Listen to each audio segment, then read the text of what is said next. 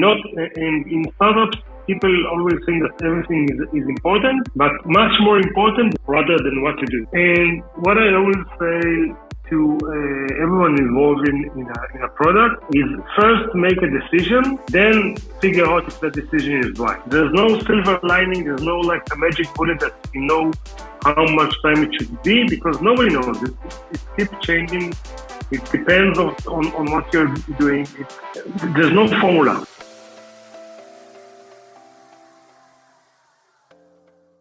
Hello everyone, I'm Oksana and you are listening our series of interviews with innovators, founders of hottest startups and owners of the groundbreaking companies.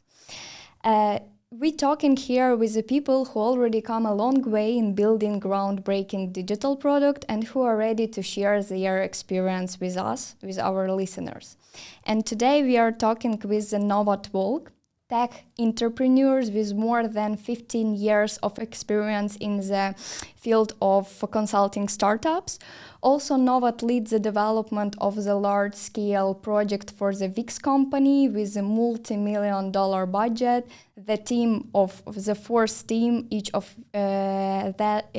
team had more than 20 people. So, Navot, hello, and thank you for visiting us today. Could you please tell us a little bit about yourself, about your experience and way of building digital business, digital product? So right now I'm a startup founder and CEO. Most of my life I was with startups. I had a career at Twix and with Microsoft. But for me, building products is what I like the most. Mm-hmm. Every time and everything that I look at, I always try to solve it, and every issue I need to solve with a product.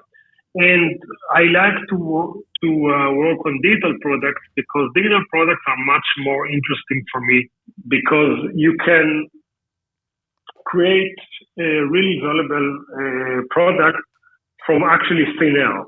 And it's much more easy to build them and to build them fast. And this is the reason I'm like, if you hold a gun to my head, I will say that I'm a product guy more than an entrepreneur or anything else. Mm-hmm.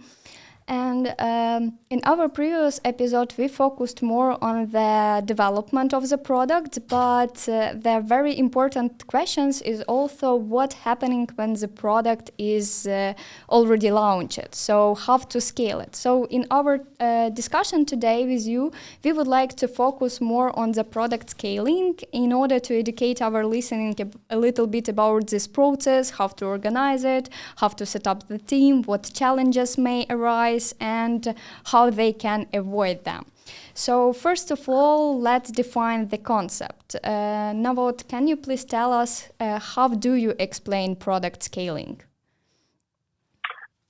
So the key factor for product scaling is to understand what is your scale. There's a different scale from 0 to 1, 1 to 10, 10 to 100 and 100 to 1,000.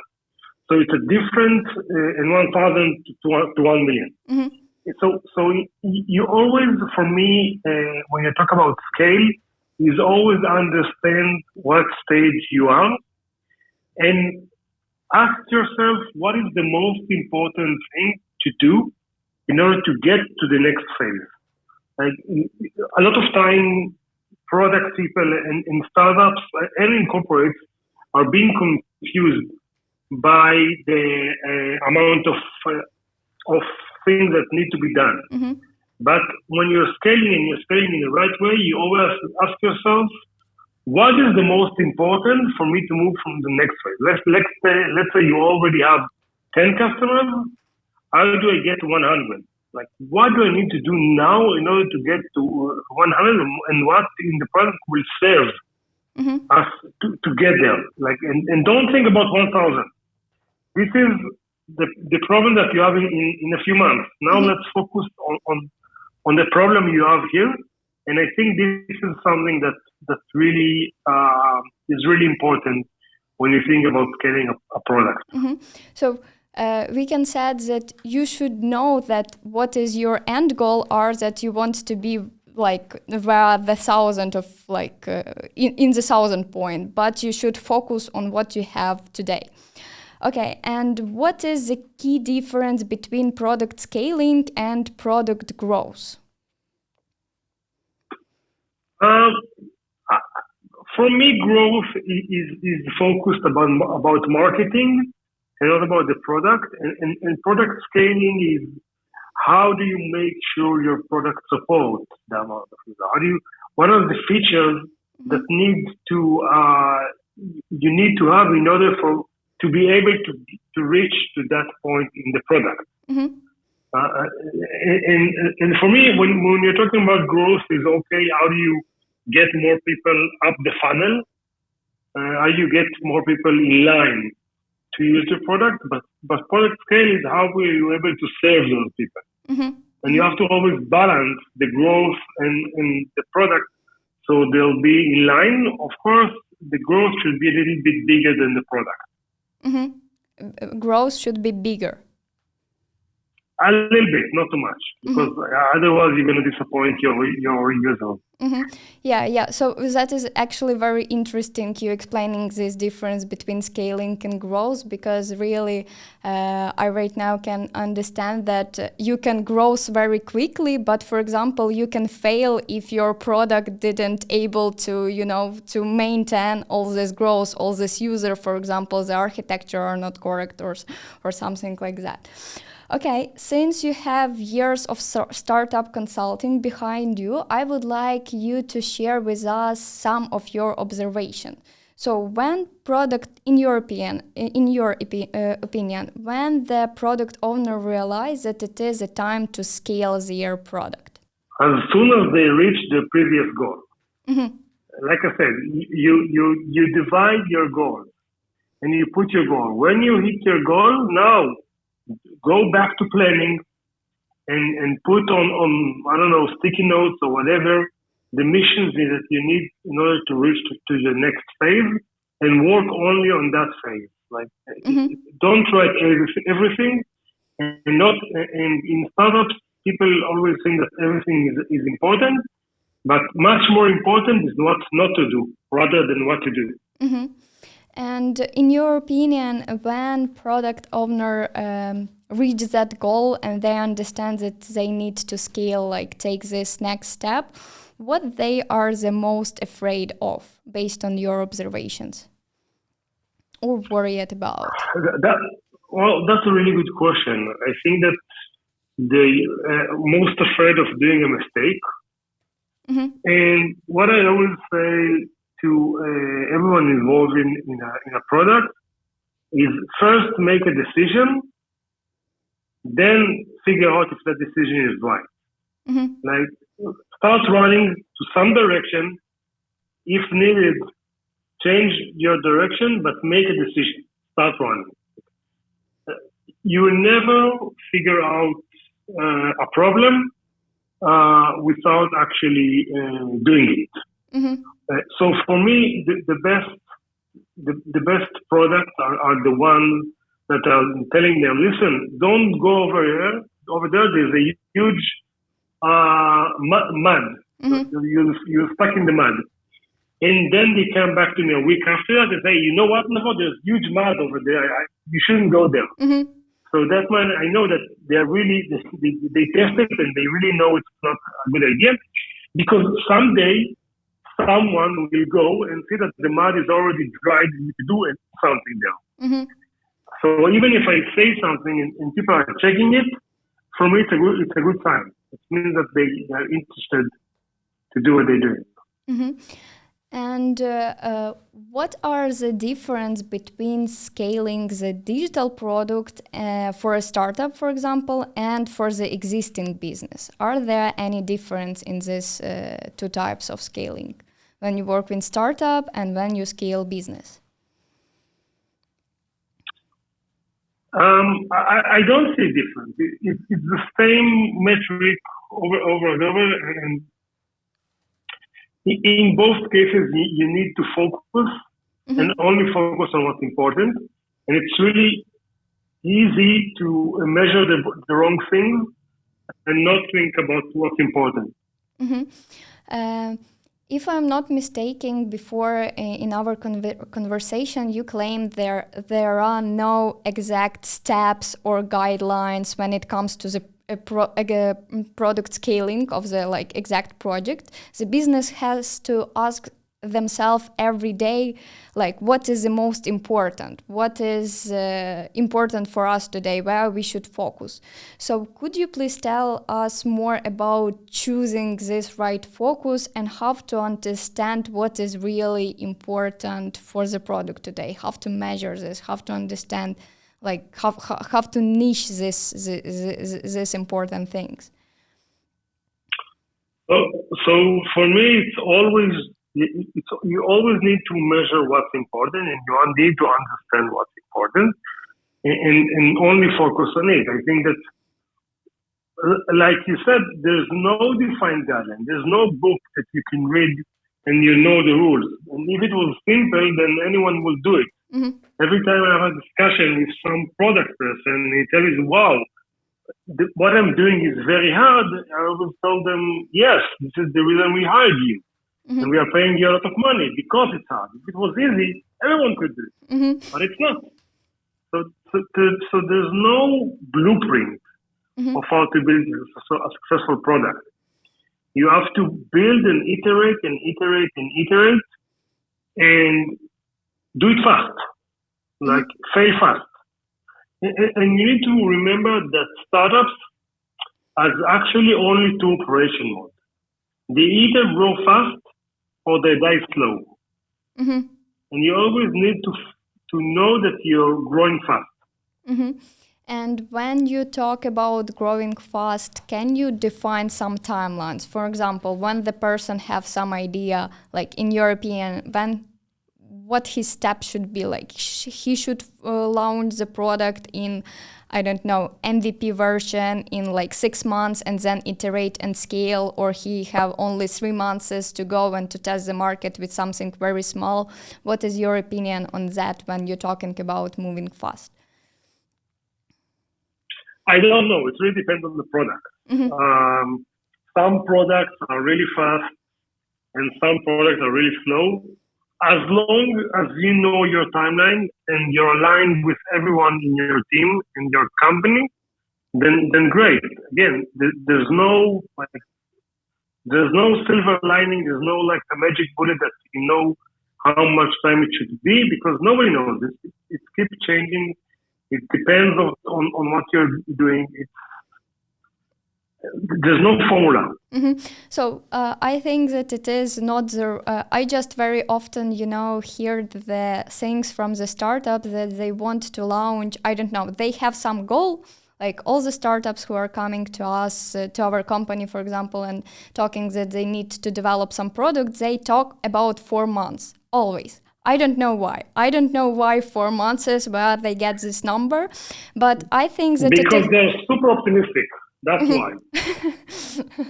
Yeah, and I think that it is, and also sometimes I'm hearing such thing, my friend have launched the product in 4 months, which means that I also can launch the product in 4 months. I think that it is not the right one. You should define your timeline based on your exact product. Exactly. When I was a young CEO, I had a small note in my office that translated what developer says to real time. If an engineer tell you 5 minutes, it's a day. If it's a day, it's a week. A week is a month. A month, I have no idea. Okay, good formula. Yeah, because we are moving to the development, but yes, I must know that development is very complicated thing, and you never know what you have to deal with, especially when you make something innovative, what haven't been on the market before, and developer need to tell when he will finish it, and he just can't know, he predict. That is why we have this formula of 5 minutes 1 day, 1 day 1 week, or 1 week 1 month. Okay, so let's move forward. So as far as I know, you have been scaling the Velo product for the weeks. So could you please share your experience of growing this product? Like, how do you think the project managed to achieve such a great rise in users? Actually, it's not me. It's a big team behind it. I can't. I can't take credit. I think that the secret for Wix is always talking with customers, always talking with users and asking them what they think and what they like and how they use the product, and really know the customers. Because if you solve a problem for one customer, there's a huge chance you solve it for 1,000 more. Mm-hmm. So always talk with your customers. Always understand what they are doing and why they are doing what they are doing and how did they solve the issues for them. Mm-hmm. And so this is like the number one rule for me. Always talk with your customers, with your clients. Mm-hmm. So get this feedback. And can you tell briefly how do you organize this process? So you just have some, you ask a client for the feedback online, or you have some people in the team who call the customers and get their feedback by phone, or you have some interviews. Like, how did you get this feedback from the user? You send the user an email and tell him, "Hi, I'm Navot from Wix. Mm-hmm. I really like to talk to you about your experience with our product. What's your availability?" Mm-hmm. So, and you get them on an online meeting and talk there about their feeling, how they use it, what they want to improve, right? Get all this feedback. Exactly. Mm-hmm. Mm-hmm. Okay. And if look back to the Velo product based on the experience which you have today, would you make something different than you did? Of course, but it's always easy to connect dots after it happens. Mm-hmm. The question for me is always like, if I knew what I knew, if I would do anything different. And that's a really hard question. I don't know the answer right off my sleeve. But in retrospective, it's always easy to say, I should have done this and this different. But, it's... Mm-hmm. But based on you, can you tell one example? For example, what you know today, what you could do differently, like some of your maybe mistakes, what was done, and you overcome them, and you think that today it was possible to just avoid them. Like, can you tell something like that? Sure. I think that if when we released Velo, which is Wix development environment, if when we released it, we would offer more plugins for the developers to work and more connection to third-party application, we will have a better experience for users. Mm-hmm. But again, knowing it right now, for me, it's easy. Mm-hmm. Yeah, I agree. And let's talk about also the team. So to scale the product, you need a team. What are the best approaches to restructuring the process for scaling? Like, is it necessary to hiring new people, or it's better to continue with the people whom you already have in the team? Only hire people when you really need them. Mm-hmm. From my point of view, is don't scale your team too fast. Mm-hmm. It's much more reasonable to hire just-in-time people. Don't run to hire. It will consume a lot of your time. And the goal is not hiring. The goal is delivering products. Mm-hmm. And talking about people and some criteria, like your opinion on the hiring of people, what criteria are the most important for you when you're hiring a person? Like, can you mention like 1 to 3 criteria? What is the most important for you when, for example, you're interviewing the person and defining if you would like to have them in your team? Curiosity. I need to work with people that have strong curiosity. I think for me, this is the number one thing that I'm looking for. Mm-hmm. What are the key indicators, the most important indicators of how to understand that your scaling was successful? Like some KPIs? The thing that you wrote as your KPI, this is what you measure. And if you agreed with your investors that this is the KPI, then this is the KPI. Our mostly last question. So, what you will tell to the people who are right now, like maybe some motivation or like some advices to the people who right now are listening us and just getting themselves preparing to the product scaling? What can you tell to these people who are just ready to go in this way? I'll get back to what we started with. Focus. The biggest challenge for a manager is not to decide what to do, it's to decide what not to do. Mm-hmm. So focus and focus and focus. And our last question for today. So can you tell us what you are working today? Do you have any projects, products, startups which you're working today and which you would like to share with our listeners? I'm working on a startup that is allowing developers and to allow everyone actually to do more with voice. And I'm actually looking for design partners. So if you are a web agency developing website and web application, come talk to me. Yeah, and actually I must note that our Link Up Studio company, we actually already talk with Navot, and we will help them to get this feedback in integrate his product into our product, software products, and I hope that we will give you a valuable feedback and you will be able to develop a great product and everyone will use the advantage of it. Thank you very much. I'm looking forward.